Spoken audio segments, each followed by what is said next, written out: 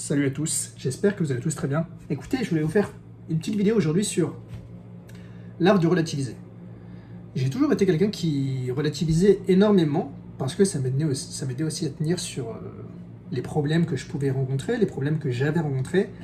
Mais j'ai beaucoup réfléchi ces derniers temps et je pense que ma manière de relativiser, la manière dont j'incitais les gens, mes proches, mes amis qui me partageaient leurs problèmes, à relativiser n'était pas la bonne, pas la meilleure.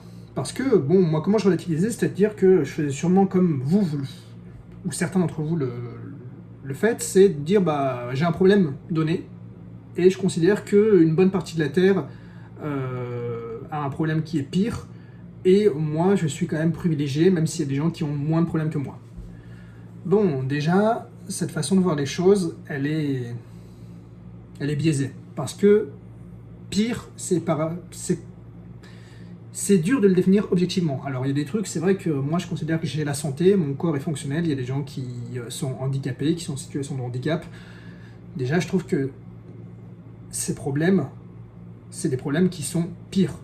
Pour autant d'ailleurs, des gens qui sont en fauteuil roulant ne vont pas forcément être moins heureux que moi, parce qu'ils auront une façon justement de relativiser la vie et de voir la vie de manière différente. Donc déjà, cette façon de relativiser, elle est un peu biaisée, et c'est souvent celle que j'ai utilisée et que j'incitais les gens à utiliser, et en fait, parfois ça vexait les gens quand je leur disais, bah écoute, t'as un problème, mais il y a pire dans le monde. Et je comprends qu'en fait, ça soit très vexant, parce que moi, j'aimerais pas qu'on me dise, écoute, tes problèmes, c'est bien intéressant, mais il y a pire dans le monde. Bon, en fait, si vous partez déjà de ce point de vue-là, il y aura toujours pire que vous.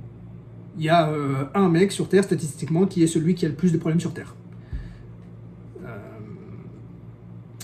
Et vous savez pas pourquoi, vous savez pas ce que les gens ont comme combat, et vous savez pas aussi comment les gens interprètent leurs problèmes. C'est-à-dire qu'un problème qui pour vous peut vous paraître moins grave, va l'être extrêmement pour quelqu'un d'autre. Parce qu'on interprète tout par le prisme de notre vécu.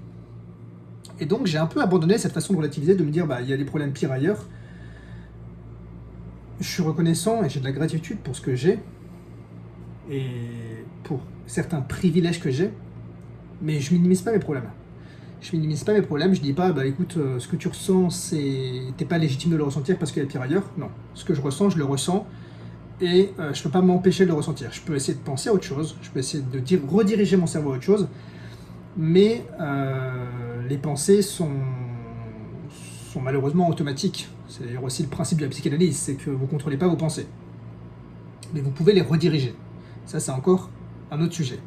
Moi, maintenant, ce que je fais pour relativiser, c'est pas de me dire, bon, si à l'instant T, je me sens un peu triste ou en colère, et de me dire, bah, il y a pire dans le monde, je prends juste le moment de m'arrêter, une inspiration, et de me dire, ok, là, qu'est-ce que j'ai actuellement devant moi qui me fait exprimer de la gratitude et qui me fait exprimer de la reconnaissance envers certains privilèges que j'ai. Je vous donne un exemple tout bête, mais comme vous le savez, je suis pas encore rentré en France, je rentre bientôt en France d'ailleurs, je rentre pour les fêtes de Noël, a priori définitivement d'ailleurs, donc plus que 3-4 jours, parce qu'on est le 20 décembre.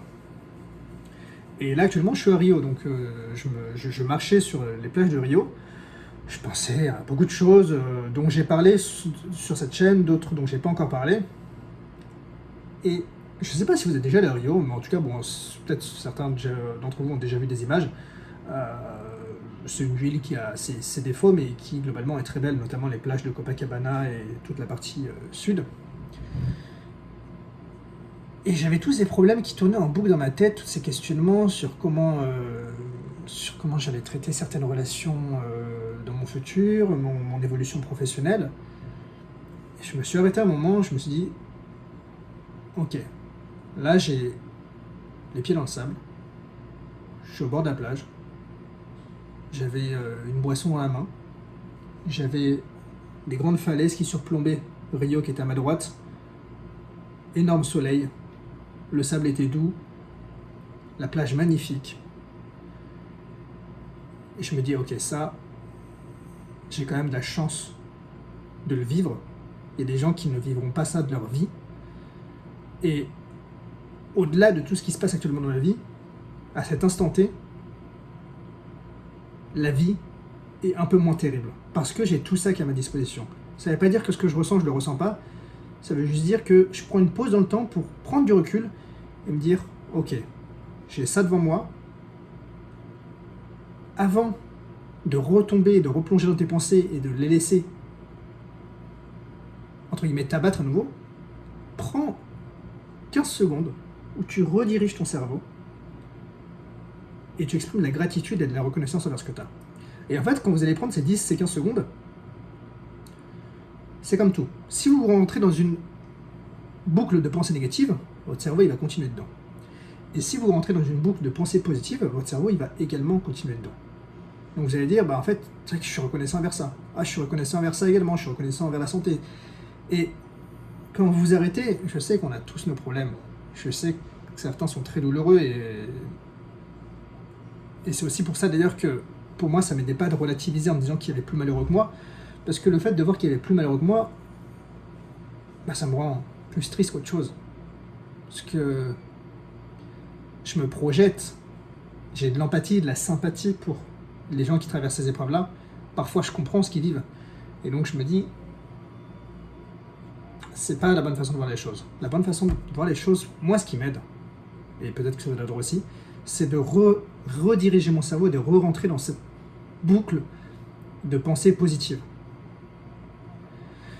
Je vous remercie de m'avoir écouté, je vais aller manger maintenant. Je vous dis à bientôt pour une prochaine vidéo. C'était Mathieu.